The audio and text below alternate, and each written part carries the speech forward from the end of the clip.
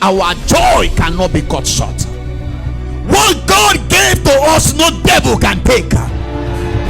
Somebody say, what God gave to me, no devil can take from me.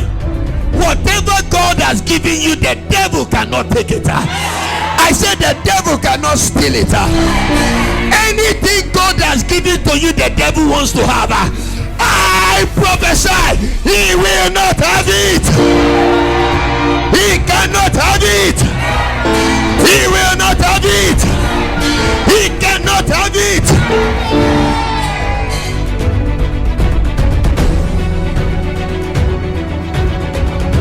For 3 weeks we've been talking about we will not bow, part 4. We will not bow. We've done part 1, part 2, and part 3, and today we'll be looking at we will not bow, part 4. Praise the name of the Lord. And we want to look at the story of Shadrach, Meshach, and Abednego. These were 3 Hebrew boys in a strange land, and the king made a decree, made a law. He said, anybody that hears the sound of the horn, the flutes, the harp, they should bow. And these men refused to bow. As an example to us in our generation, that we too, we must not bow. Our objective today is to know why these men refused to bow. What was their making? What was their configuration that made them, even in the face of death, not just danger, death, in the face of death, they still refused to bow? What was their confidence? What was their hope? Why will they not bow even when they saw death? And we want to look at what are the benefits of not bowing from the story of Shadrach, Meshach, and Abednego. But permit me to start from this. He said, when you hear the sound, sometimes everything around us speaks to us. You have a challenge, it is telling you this is how you will die. This is how it will end for you. It will not end well. This is how this problem will kill you. You better begin to compromise. You will not be able to build, you will not be able to do anything meaningful with your life if you don't take bribes, if you don't compromise. He said, when you hear the sound, and everywhere in our environment, everything is making sounds. Your schoolmate drives with a car, is making a sound that you have yet to buy a car.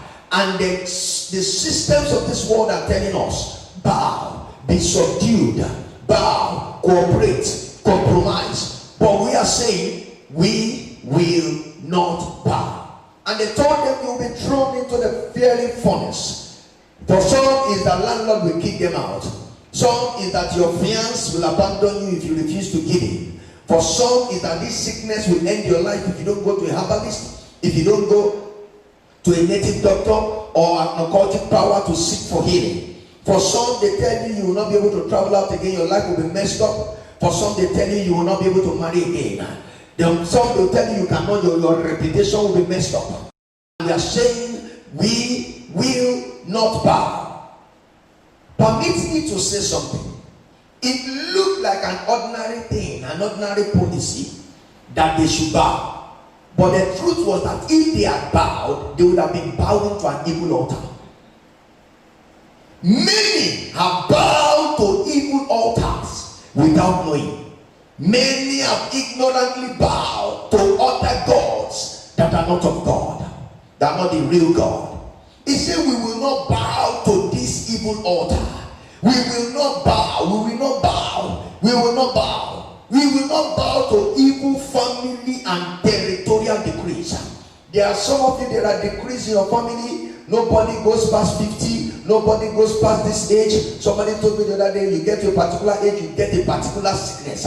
Today, every evil decree, every evil law, by the time we begin to pray after this message, they shall be broken this morning. They shall be broken this morning. They shall be broken this morning. In the name of Jesus. Say we will not bow. They were saying we will not bow to any other God. The Bible says we cannot serve 2 masters. We can't. We will not bow. We have known the original God. We have known the true God. We have known the God who is the creator of the heavens and the earth, the Elyon. Any other God is a counterfeit. We refuse to bow. And let me tell you something. If they had bowed, it would have been a bowing to generational bondage. Yes. Because at the end you will see that because they didn't bow, it was changed and said, let everybody now serve the living God. But if they had bowed, they would have served the idol. Other generations coming would have served the idol. And that is why sometimes it is clear for us to know that we are not alone. If you bow, your children are coming. Your grandchildren are coming. Imagine you bow to occultic powers. You are likely going to influence them to become occultists. They too will influence their children. So when we say we will not bow, it's beyond an occurrence. It's beyond an event. We are looking at future, the kingdom heritage. Praise the name of the Lord. Quickly we want to look at what were the secrets that made these men not to bow. Why were they able to stand and stand for God? Not in the face of danger alone, but in the face of death. Number one, they kept the right company. If you will not bow in this end time, one of the things you must ensure you do is that you must keep the right company. The right company. The right company. The right company. Listen to me. Every wrong company is a danger to your destiny. Every wrong company can be an instrument the devil will use to penetrate and to destroy you. You must ensure you don't bow. And if you will not bow, if I must not bow, this is not the time to keep ungodly friends. This is not the time to keep friends that are church goers. People that don't know Jesus. They did not have the wrong company. Can you imagine if when the king said bow, they say we will not bow. One say I will bow. They will likely influence the fate of the others. Or two say I will bow. The other one will say, will it be only me? Let me better cooperate. Some people are bowed to evil things because their friends bowed. They saw their friend, the company they kept bow, and because of that, they too they bowed. You must not keep the wrong company. What is the wrong company? The wrong company is the company that does not love God. The wrong company is the company that does not fear God. The wrong company is the company that does not live for God. The wrong company is the company that doesn't love God, that doesn't want to please God. Anybody like that you have as a friend is a dangerous friend. In Proverbs 27 verse 17, the Bible says, iron sharpeneth iron. Iron sharpeneth iron. So a man sharpeneth the countenance of his friend. Can you see it? Iron sharpeneth, not wood sharpeneth iron. Iron sharpeneth iron. You must keep the right company. People with the same ideals. Not you believe in no sex before marriage. You keep a company of somebody that believes in sex before marriage. You believe in business with integrity. If you keep the company of somebody that believes you can do anything to make money, then you may be in trouble. Iron sharpeneth iron. They kept the wrong company. All of them, not one, agreed to bow. They had the right spirit, the right company. In 1 Corinthians chapter 5, verse 9 to 11. 1 Corinthians 5, 9 to 11. He said, I wrote unto you in an epistle not to company with fornicators. Remember, Paul was not writing to unbelievers. He was writing to the Corinthian church. The Corinthian church, the church in Corinth. He said, I wrote unto you in an epistle not to company with fornicators. Hear what he said? He said, yet not all together with the fornicators of this world, or with the covetous, or extortioners, or with idolaters. For then must ye need go out of the world. Verse 11. He said, but now, look at it. But now I have written unto you not to keep company. If any man that is called what? A brother, be a fornicator, or covetous, or an idolater, or a railer, or a drunkard, or an extortioner, with such an one, no, not to eat. This was Apostle Paul talking to the church in Corinth, telling them, When I tell you not to relate with the extortioners, covetous people, fornicators, I'm not talking about people outside. Because he knows that there are people in the church that are like people outside. There are people in the church that have no fear of the Lord. And he said, don't do business with them. Don't marry them. They may be in the church. They may be speaking in tongues. They may be doing everything they are doing. But if they don't have the fruits you want, he said, don't company with them. He said, I'm not telling you unbelievers. I'm telling you believers. People in the church. Here is child of God. Bowing out or standing out. Most times will depend on the kind of company we keep. Do you know? Many people have been discouraged. And they went to meet a friend. Instead of the friend to encourage them, he said, what are you waiting for? Everybody is doing it. That is the norm now. Go and cooperate with that lecturer so that you can pass the exam. Bowing out or standing out depends most times on the kind of company we keep. The kind of company you keep, I'm going to ask you some questions. Number one, do they challenge you to be a better version of yourself? The company you keep, do they challenge you? Do they challenge you? Do they challenge you to be a better version of yourself? Does their character challenge us?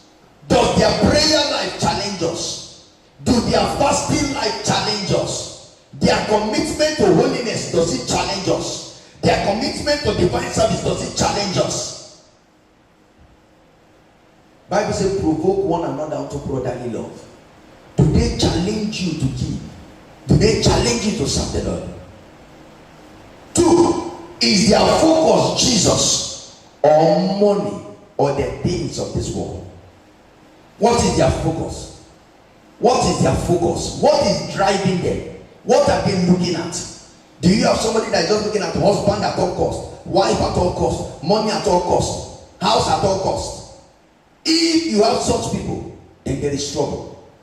Because what you see will determine how you behave.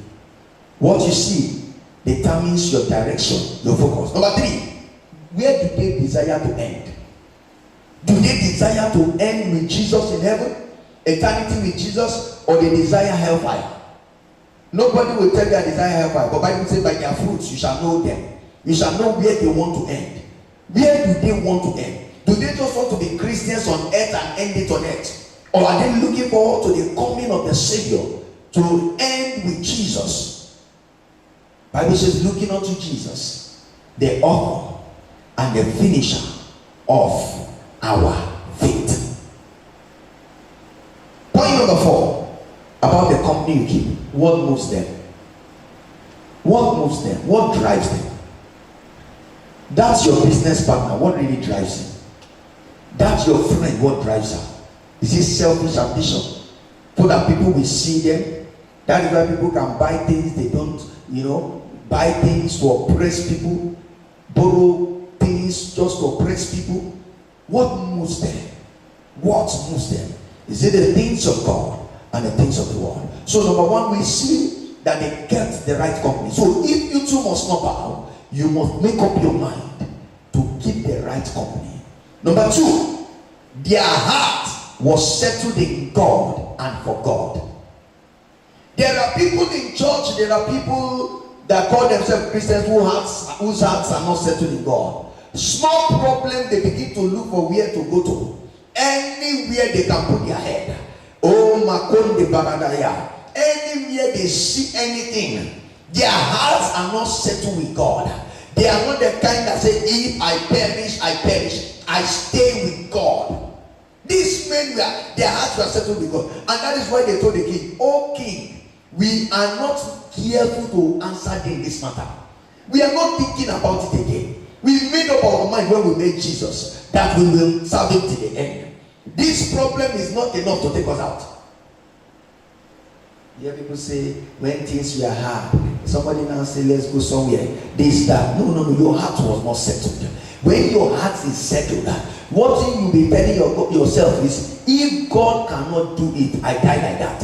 If God cannot give it to me, let me not have it. These are the kind of things somebody whose heart is settled with God and for God, settled in God. They say, "Oh King, we are not careful to answer thee in this matter." There are some people whose hearts are for the highest bidder. Highest bidder. Somebody comes with money, a flashy car, and it's whoever it is, they are not bothered. They are the highest bidder, whatever they see. Those kind of people will always bow. There are people whose hearts are very unsettled. Very unsettled. Any small thing they begin to think, what do I do now? Do I do this? Do I do that? Do I do that? Outside the scriptures, this is a sign of an unsettled heart. But these men, their hearts were settled. Settled. They say, "Oh King, we are not careful. Don't even give us the opportunity of thinking again. Don't even give us the opportunity of making another decision. We have made up our mind. We will not bow." And those are the kind of people we need in these days. Men and women whose hearts are settled. I will not be corrupt. And your heart is settled. I can never go to a pub, go to a bar, and your heart is settled about it. Their hearts were settled in God and for God. In Matthew chapter 12 from verse 34 to 35, I'll read 34, 35 and 37. Look at what Jesus said. He said, "O generation of vipers, how can ye being evil speak good things? For out of the abundance of the heart, the mouth speaketh." What they said came out of their heart. What they said came out of their heart. What they said came out of their heart. You know, I always tell us in this church, there is nothing that will make a lion to cry man. Never. Because in his heart, it is there to roar. That is who he is. So no matter what he sees, he will always roar. And there is nothing that will make a goat to roar. Because that is who he is. No matter what the goat sees, he will say cry, man. Because that is who he is. So out of the abundance of the heart, the mouth speaketh. When you begin to compromise, because your heart is a compromised heart, said out of the abundance of the heart, the mouth speaketh. He said, "A good man," verse 35, "a good man out of the good treasure of the heart bringeth forth good things, and an evil man out of the evil treasure bringeth forth what? Evil things." Then in verse 37, he now said this. He said, "For by thy words thou shalt be justified, and by thy words thou shalt be condemned." But everything starts with the heart. Yes. That is why Proverbs 4:23 says, "Keep your heart with all diligence, for out of it are the issues of life." Keep it. Keep it. Please don't forget this. Keep it. God will not keep your heart for you. Don't deceive yourself. You are the one that should set a gate and be a gate man. There are some things you should not watch. There are some things you should not hear. I remember when this coronavirus thing started, I really wanted to know much about it. So a lot of time I spent it on one foreign channel that likes bad news. And I was watching them for a while. After some time, I started having the symptoms. After watching all that their bad news, I started having the symptoms. I called one of our pastors, so I said, "See what's happening." He said, "Me too. Just I'm watching it, I'm feeling it's like I can't." I said, "Okay, no, these people are agents of the devil." I said, "I will not buy what will destroy me." I stopped watching. Once I stopped watching, in fact, it was so bad. One day I had to go to meet my doctor. I said, "Check this out. There's a way it's doing. I don't understand." I said, "Check." The doctor checked. He said, "You're breathing fine." I said, "Boy, there's a way it's doing me." When I went back, I said, "Okay, I know where my problem is coming from. It is this thing I've been watching that is entering into my heart." Listen, one of the things you must avoid is bad news. They die. He's sick. He died. He didn't get a job. He's frustrated. Those those kind of things, if you are not careful, you don't know they are sowing seed in your heart. That is why if you are watching anything that is making you afraid, fear is not of God. Say, for God has not given us the spirit of fear, but of love, of power, and of a sound mind. Sound mind. Anything that is making you afraid, stop it.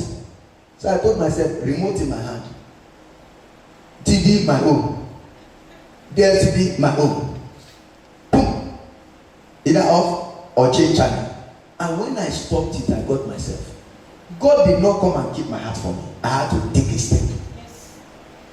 You can't be listening to anything listenable that does not edify and think you will not bow. Do you know there are people that didn't bow because they heard a message? There was a message they had 5 years ago, 3 years ago, 1 year ago, 6 months ago that they kept in their heart. So when they were confronted with compromise, they refused to bow. Like this message we are speaking from part 1, part 2, part 3. If you keep these messages in your spirit, in your heart, even when you are compromised, when you are confronted with situations that want you to bow, you will make up your mind, I will not bow. So one of the things God wants somebody to hear is that you must keep your heart open. It's your duty. Holy Ghost will not keep it for you. There are things you are watching when you switch it off. There are things, videos, status, whatever it is, you must refuse because they are sowing seed in it. And in the day of your battles, in the day of your trials, it is what you have kept in your heart that will come out. Yeah, it's what you have kept. I hope you know it's very difficult to quote a scripture you have not read before. Yes. Yes. Except the Holy Ghost gives it to you here and there. But most times when we are faced with challenges, it is the scriptures we know that we have kept in our that will begin, I shall not die. But it's because you know it. If you don't know it, you won't see it. And that is why we must keep our heart. Number 3, what were the secrets of these men that made them not to bow? They were unapologetic servants of the Most High God. Unapologetic. Unapologetic. Unapologetic. Listen, you must get to a point where people cannot longer tell you, it's only you are serving God, you are preaching, you are teaching, you are evangelizing, you are doing visitation. You become an unapologetic servant of God. When we mean unapologetic servant of God, means you have killed your own will. It is not what you want, but what God wants. Please, you see, some of us will use words anyhow. A servant does not have a will of his own. A servant does not have a life of his own. And we all, not pastors, not teachers, all of us have been ordained to be servants of God. Sons serve. One of the proofs is I'm a son of God, yes. But one of the proofs of sons is that they serve. One of the proofs of daughters is that they serve. Unapologetic. Did you see what Nebuchadnezzar said? He said, he told, when for Daniel, he told Daniel, he said, is thy God whom thou servest continually able to deliver you? For these ones too, he said, he will deliver us. He said, our God whom we serve. Daniel 3:17. Our God whom we serve. Can you see it? Our God whom we serve is able to deliver us from this burning fiery furnace, and he will deliver us out of thine hand, O King. Our God whom we serve. You know why people can serve any other thing? Because they are not serving God. Scripture is clear. Once you are a servant of God, you can't bow to any other God. That's the truth. Once you are a servant, is when God, your master says, stay here, you stay. In fact, when you see some of these people that are doing boy or this, that, their parents can say, come, they say, the master says, stay. They know that at that point, their feeding, everything depends on that their master then. They cooperate. You must. They were unapologetic servants of God. Not people that serve themselves. Not people that you want to correct in church. They tell you anything. They behave anyhow. Because they feel God. May God have mercy on this generation. Few people that serve God. few people that say it is no longer I that live, but Christ liveth in me. Galatians 2:20. Few people that say if I can't, it is what the master wants me to do that I will do, not my own. They are all apologetic servants of God. Number 4, they were men of righteousness. See, Joseph said, he said, how can I do this thing and commit this great wickedness against God? They were righteous people. People that were committed to righteousness and holiness. And righteousness produces an audacity to challenge, to dare a king, an ungodly system. You see, anywhere there is sin and compromise, people lose audacity. Yes. Anywhere there is sin and compromise, people lose audacity. Sin makes people to lose their confidence. When you see people that cannot have confidence in God, it is because they are living in sin. Audacity. He dared the king, dared an ungodly system, because they were righteous. Proverbs 28 verse 1 says, the wicked flee when no man pursueth. He said, but the righteous are bold as what? As a lion. See, see, you know, if they are looking for, they say money is missing and you're in the house. If you didn't take it, your heart will not shake. But if you took it, what happened? Sometimes even the mother, I'm not talking about a servant, the owner, or a son, will be getting afraid because sin makes people to lose their confidence. And you know, Satan knows how to build on sin. He will tell you, will God answer you? You that you have already did this thing, you better just do this thing. So they were righteous people, and righteousness gave them confidence, audacity. They were bold to dare the king. And in Psalm 89 verse 16, the Bible says, in thy name shall they rejoice all the day, and in thy righteousness shall they be exalted. Psalm 14 verse 34 says, righteousness exalted a nation. Righteousness exalted a nation. He said, but sin is a reproach to any people. That is why there is so much shame everywhere, because there is so much sin everywhere. Righteousness exalts, sin brings shame. That is why we must be careful about sin. We must avoid sin. We must not agree to sin, because it brings shame everywhere. One day I heard God's servant Pastor Debo say, the only way to keep it secret is not to do it. The only way to make that matter a secret is not to do it. If you have done it, know that one day. Yes. Why did they refuse to bow? Remember, we said number 1, we said they kept the right company. Number 2, their heart was settled in God and for God. Number 3, they were unapologetic servants of the Most High God. Number 4, they were righteous people. And number 5, they were men of unshakable faith in God. We have a generation of unbelievers that call themselves Christians. They can't believe God for anything and everything.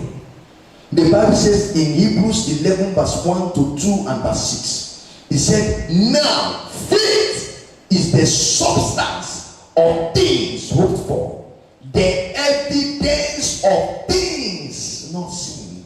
I may not have seen my husband, I may not have seen my wife, my car, my promotion, but I have faith. Is his evidence. Faith is evidence. Faith is evidence of what you have not seen. Look at the next thing. He said what? Verse 2. He said, for by it the elders obtained a good report.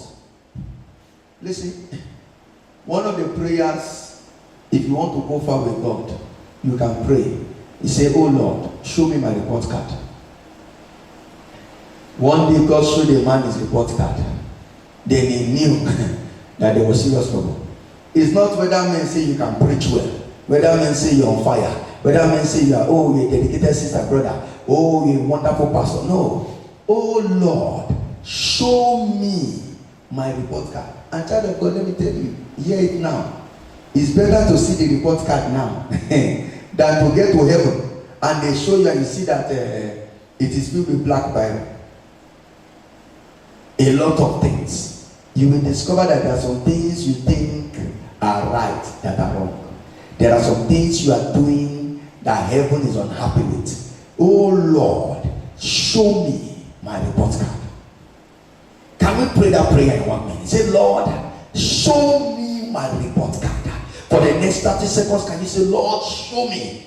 I have heard what men are saying about me, but I want to know what you are saying. Because you can also be here and men are saying you are not successful. Nothing is happening in your life. Look at you. And when God shows you your report card, He's showing you a mansion in heaven. He's showing you where He has prepared for you. He's showing you that you are successful, that heaven is pleased with you. Oh Lord, show me my report card. Marakatakatakata. Berakata korataya. Ibragadaya. Rikatambadaya. In Jesus' name I pray. You know, when you read of Elijah, Elisha, is their report. That's what we are talking. Is their report card that we are reading. And when you read of Ahaz, Judas Iscariot, is their report card that we are reading. Show me. He said by faith. And you know, by faith the elders obtained. Meaning it is not given, you take it. You take it by force. They say bow, you say no. Because from the time of John the Baptist till now, the kingdom of God suffered violence, and the violent taketh it by force. By faith. Faith. I finished when they said the devil kept telling me, go and reduce your age. Go and reduce your age. And I told the devil, I said, God, and I finished very young. Very young. And I told the devil, I said, God cannot give me job with this my age, then let me not have a job. If God will take me through school, He knew when He allowed me to enter school, He knew when and He cannot give me job with this my age, let me remain jobless. But you know, there are believers that have compromised their age and it's haunting them. Many, it will haunt them years to come. That is why you have so many people without birth certificate now. All of them are swearing affidavits because of compromised age. Sometimes when you say a Christian, bring your, that was born in the city, say bring 30%, say bring your, they say, I don't have birth certificate, it's affidavit. Most of them, 90% is compromise. Because they want to get a job, because of something, they reduce their age. But these men have faith in God. They were like, if God will not help us, let us die helpless. If God will not deliver us, let us die like this. Let the world see that we die like this, but we will die with a testimony that we please God. We will die with a testimony that we refuse to bow. We will die with a testimony. And one of the things that I pity our sisters most now is when people say, see me, I did everything. Even with my abortion, everything, I still got married. See you, virgin, nothing has happened. Many of us don't know what we are doing. And many sisters are beginning to compromise because of that. Husband is not everything. Wife is not everything. Even as people that are working, job is not everything. Oh yeah. Some people would have not died if they didn't take a job. They were going to work. They were coming back. That's when they died. It is not everything. Just do your best. Wait on the Lord. These men have unshakable faith. Ephesians 6 verse 16 says, above all, taking the shield of faith. Ephesians 6 verse 16. Whereby what? Ye shall be able to do what? Quench all the fiery darts of the wicked. So what does that tell you? Some people think pastors, the devil does not fire arrows, evil thoughts at them. No. It's just that they've learned to use their faith. Above all, taking the sheep. He said you will quench their fiery darts. Some of you, the devil tells you that see you. Just because you have one or two of your classmates that look better than you, he says see you, see your life. Whereas there are other 50 classmates that you are better than. Taking the shield of faith, the devil tells you this, you tell him, say, I know the thought God has towards me, the thought of good and not of evil to give me. But you see, the problem with people is that you can't have faith without the word. Because the Bible says faith cometh. Faith comes, it comes, it comes.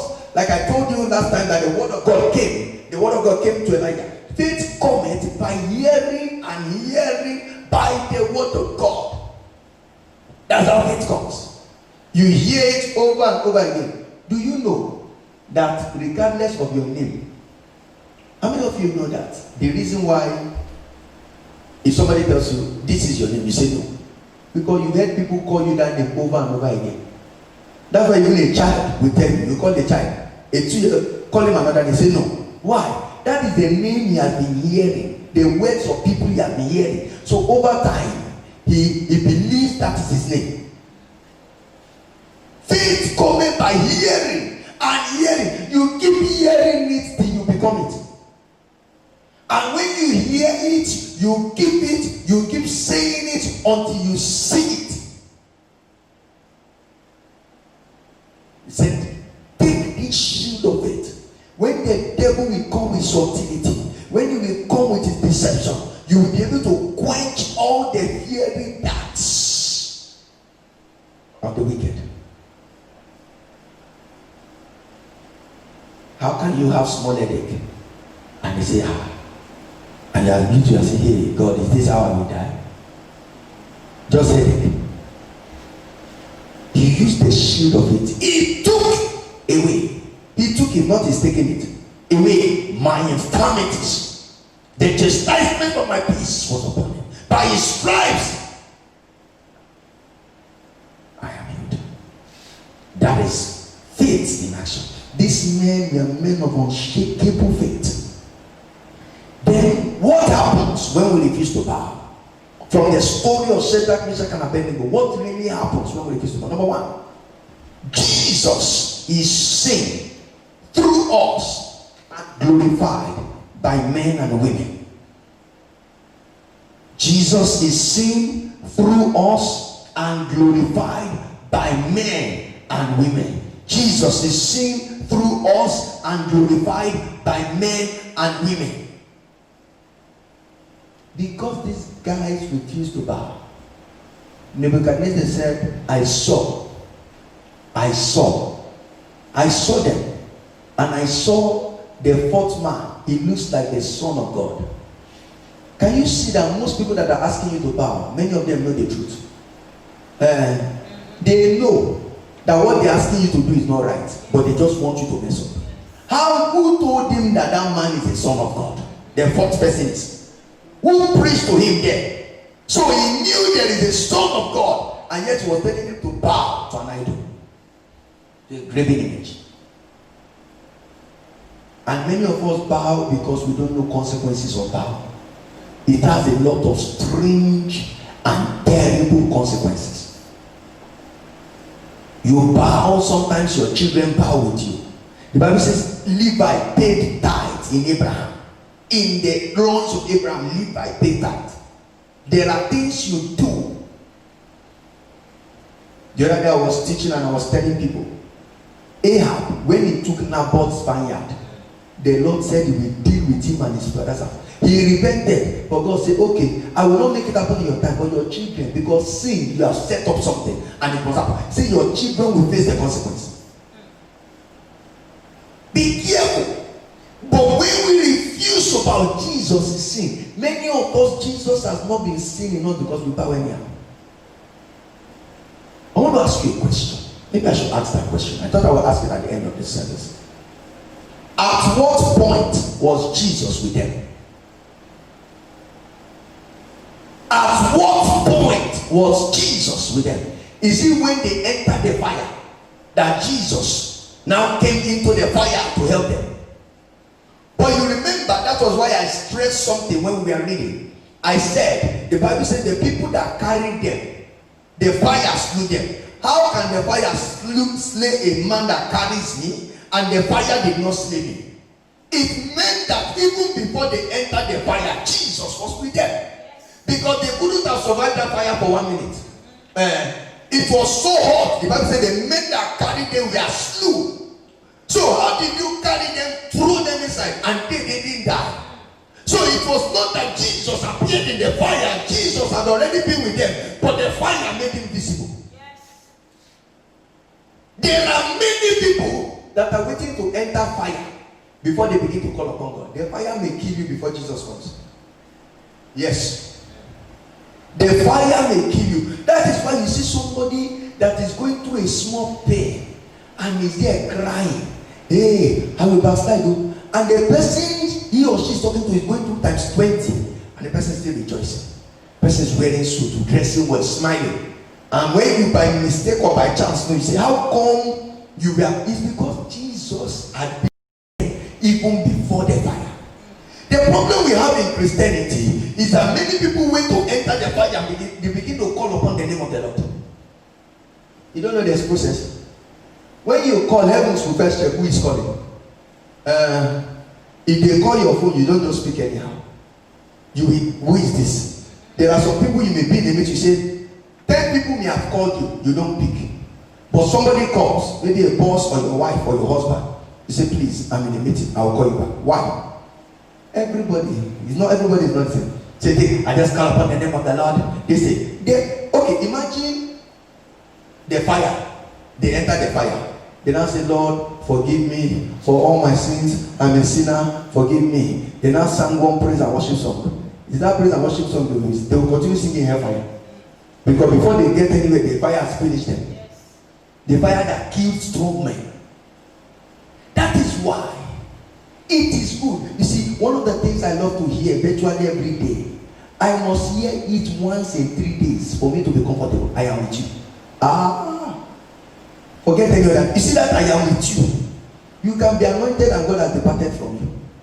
You can be whatever you think you are and God has departed. You see that I am with you. I love to hear it once every 3, at worst once in a week. I am with you. Once every 3 or 4 days. I want to hear it.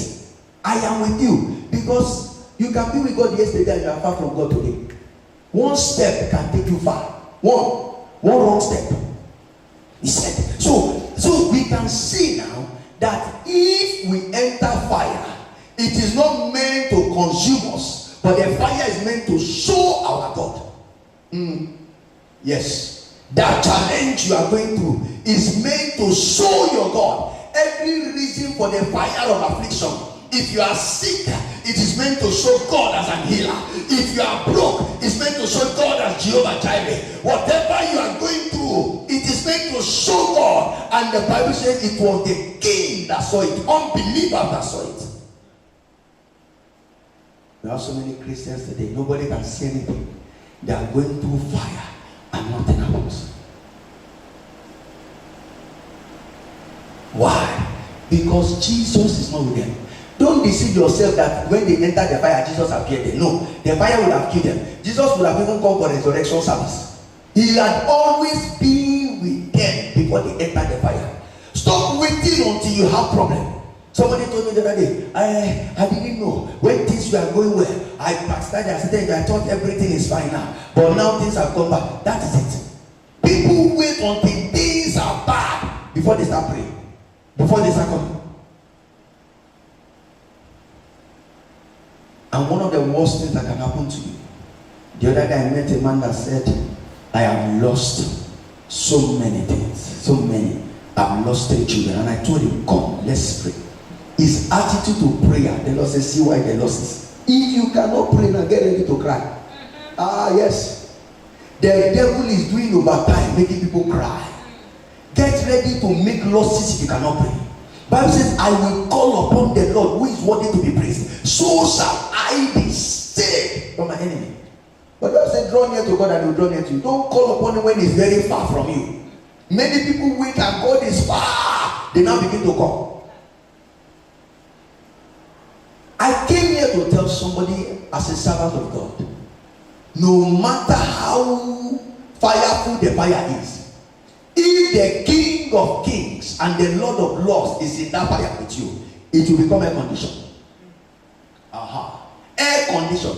That is why you ask some people, how did you go to university?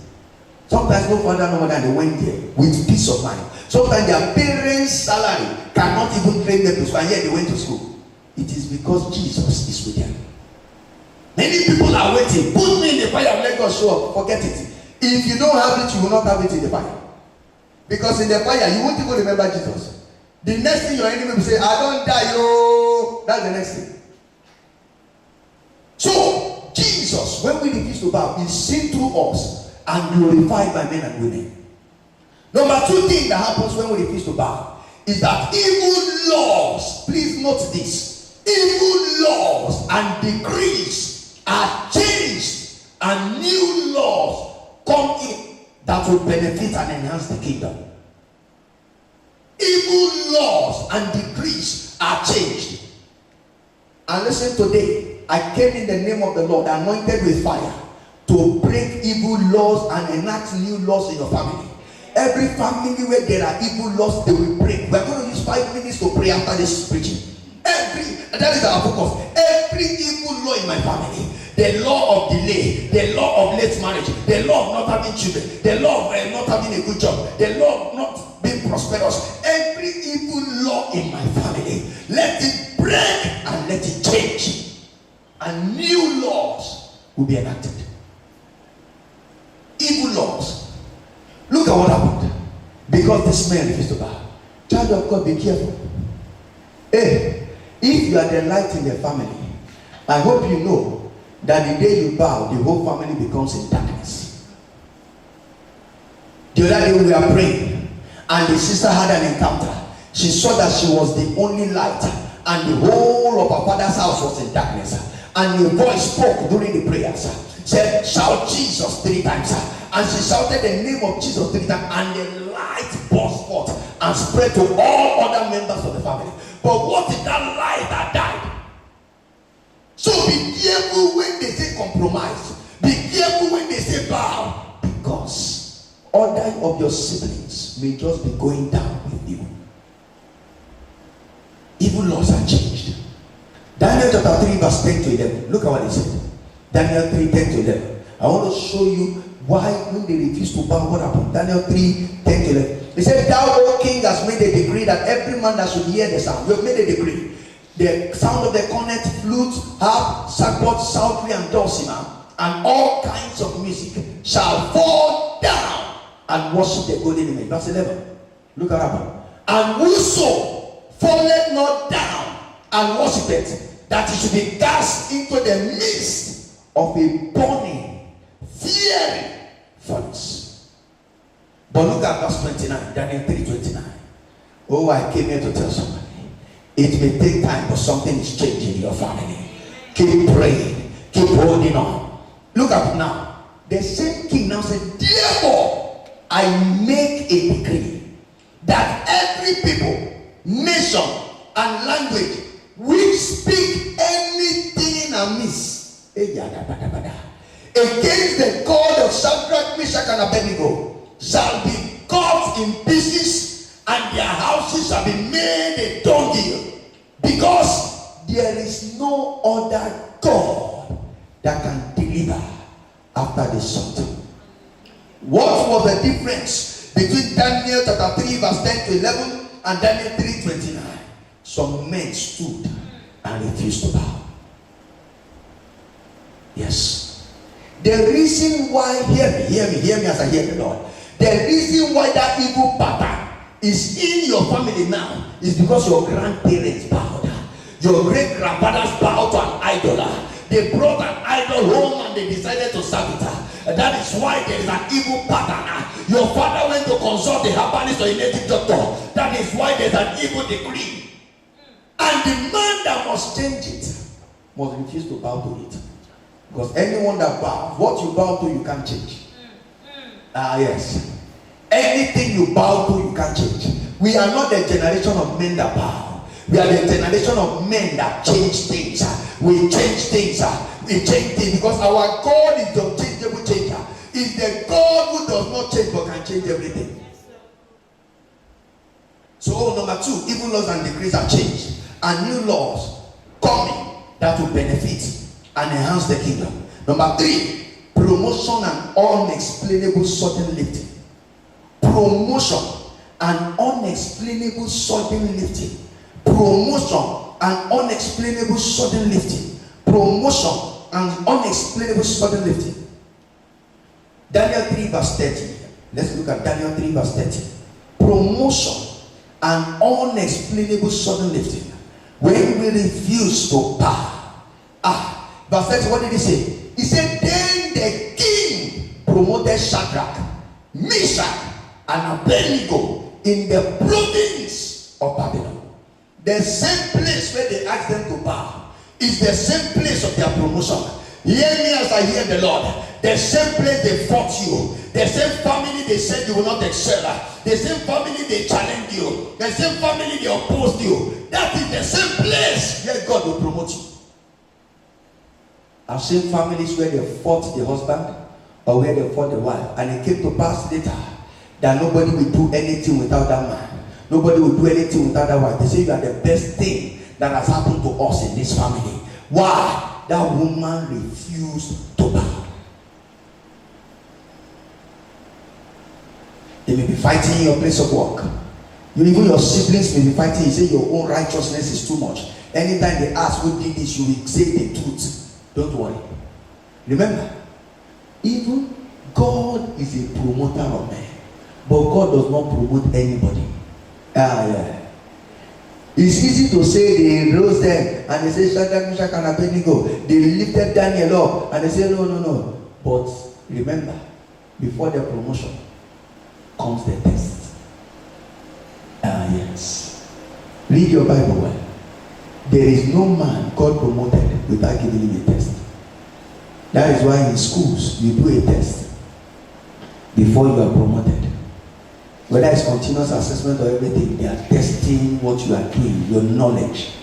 God will not promote you if you don't pass the test. Some of you are wondering whether it's the devil that is your problem. The devil is not your problem. Your problem is that you keep failing the same test again and again and again. You are failing the test of righteousness. You are failing the test of stability with God. You are failing the test of faith in God. Many people have remained on the same level. Listen, hear me. Promotion does not come from man. If you like do eye service, it is God that promotes. And hence the test of God. You keep failing it, you keep staying there. Promotion and unexplainable. These men were lifted because they passed the test of death. It was not an ordinary test, it was the test of death.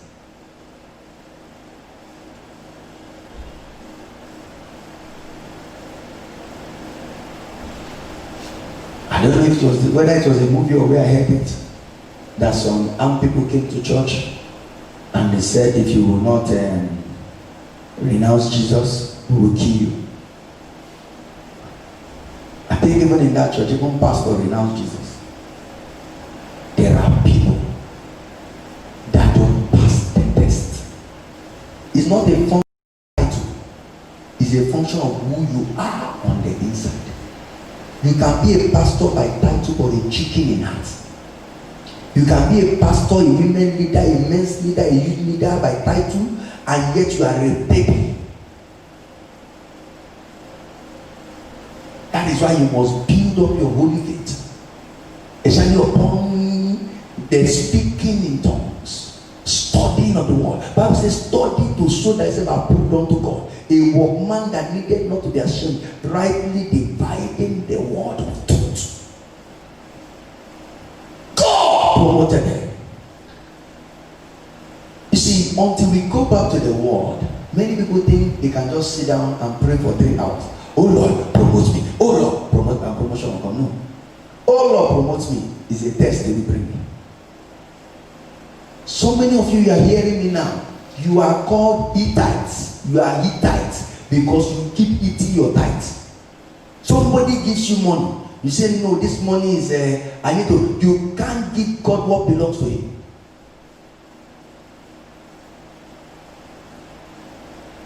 I give 20%, and when money comes to my, if a million enters my hand, I don't look at it as a million. I look at 800,000. 800,000. I've told God I'm not interested and will never be interested in what belongs to him. The truth is that he has been too good to me to decide to allow me keep 90 and he take 10. So if I become, that is covetousness. So somebody cannot pay tithe of 1,000. It stays there forever. Somebody will say problem. Have they ever told you that problem finishes? You don't see your politicians and your governors, they from one problem to another. How many of them believe they will see coronavirus problem? And when coronavirus problem goes, another problem will come. Yes, as long as you're next, problems will come. Yes, that's the truth. Say, oh, the problem was too much. When will the problem not be there? Oh, the bills were too much. When will the bills not be there? School fees is recurrent. House rent is recurrent. Most of your bills, mechanic bills, they are recurrent bills. Praise the name of the Lord. But when you are faithful in the little God gives you, God elevates you. It's a principle. They stood for God. Child of God, you've been expecting your next level. Hear this word of God. It is time to stop compromise. It is time to hold on to God. Hallelujah. And you shall not be disappointed. Can we begin to thank God everywhere for this word we've heard? Thank God everywhere. Father, we thank you for the word we've heard today. Lord, we bless you, we give you praise, we give you glory.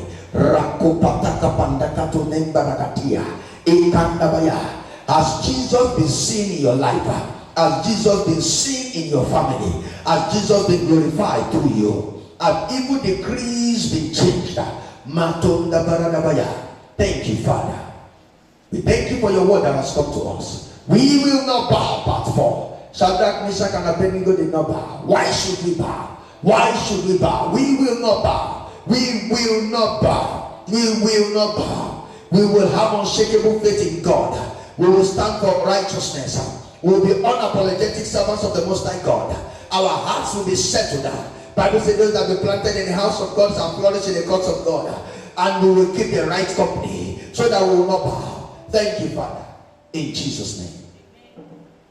Maybe you're hearing me anywhere, wherever you're watching us from all over the world, and you say, Pastor, my life has been filled with compromise. I've given my life to Christ for long, but at every point I compromise. From time to time I compromise to my Lord, to the lust of the heart, to the lust of the eyes, to the pride of life. And I want to say today, I will refuse to bow. I need grace. Or you are here, you've never given your life to Christ, or you did it and you know you are backsliding. Wherever you are, I want to welcome you back to the family of God. I want to welcome you back to the heart and the presence of God. Oh, wherever you are, say, Lord Jesus, I come to you today. Show me mercy. Have mercy on me. Forgive me. Cleanse me from with the blood. Write my name in the book of life. I promise never to go back. All the things you have pointed to me, I promise to make amends. And it's starting now. In Jesus' name. Lord, I pray for these people. And I say, Lord, help them. Help them that they may not go back. You, the God that helped me decades ago, and I'm still standing by your mercy and by your grace. May they keep standing.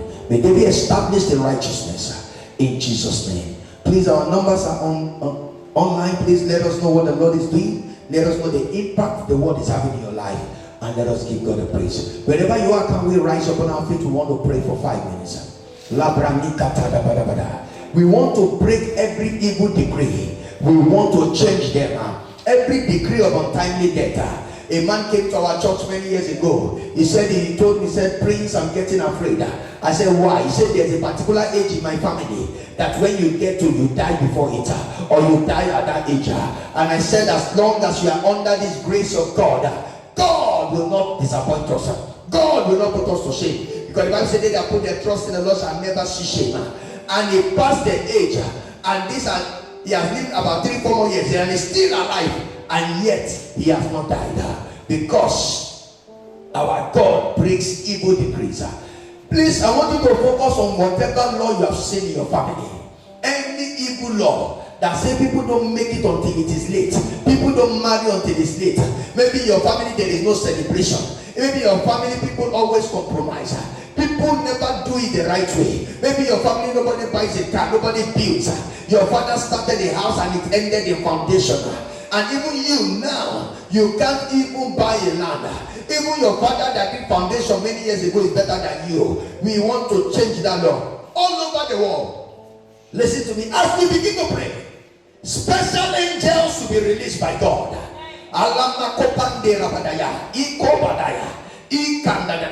The Bible says the handwritings of the ordinances that were contrary to us. In Colossians, it says, took them out of the way. He took them out of the way. He took them out of the way.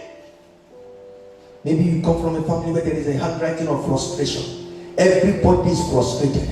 There's a family where there is no favor. Today it's about to change.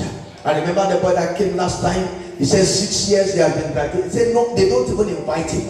And I said God will change that. And when we prayed, while we are praying, there was a word of knowledge. Power of God hit him where he was. And that was the last time. The other time he called me. And that is how that yoke was broken. Something is about to break in your family. Not just in your life, in your family. I see multiple celebration happening now. I see you and your siblings saying we have gotten jobs, we have gotten businesses. I see in any family where nobody helps them, nobody rises up to defend them, to help them, that handwriting is about to be cancelled. That law is about to be broken. You're not a man, oh. You're not a man, oh. You're the God who opens doors no man can shut. You're not a man, oh. You're not a man, oh. You're the God of everything, no one like you. You're not a man, you're not a man, oh. Sing it. It's not a man. Oh, you're the God who opens doors no man can shut. You're not a man. I cannot be a man and serve a man. Yes, you're not a man. Oh yes, you're the God of everything. No one. Oh, no one like you. No one like you. Jesus, no one. There's no one like you. No one like you. There's no one like you. Oh, Abba Father, no one like you. Abba Father, no one like you. Master, you're the God of everything. No one like you. Oh, no one like you. No one like you. Jesus, no one. Oh, no one like you.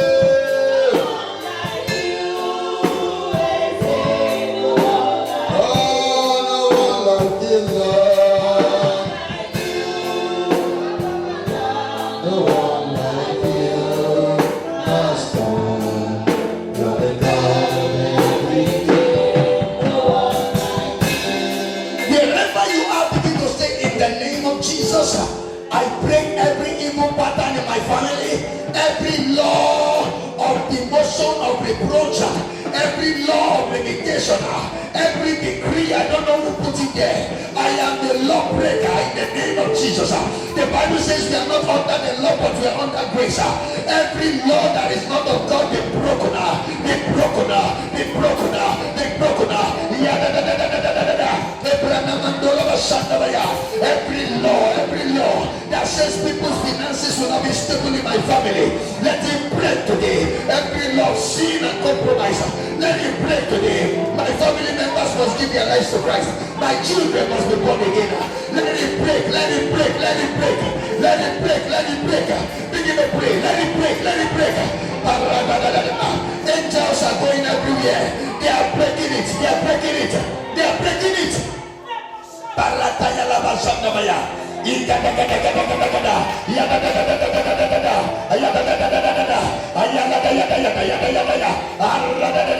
That Lord sickness in our family, that Lord heart palpitation, that Lord heart palpitation, I break it. That Lord high blood pressure, that Lord headache, migraine, I break it. I break it. I break it in the name of Jesus. Break.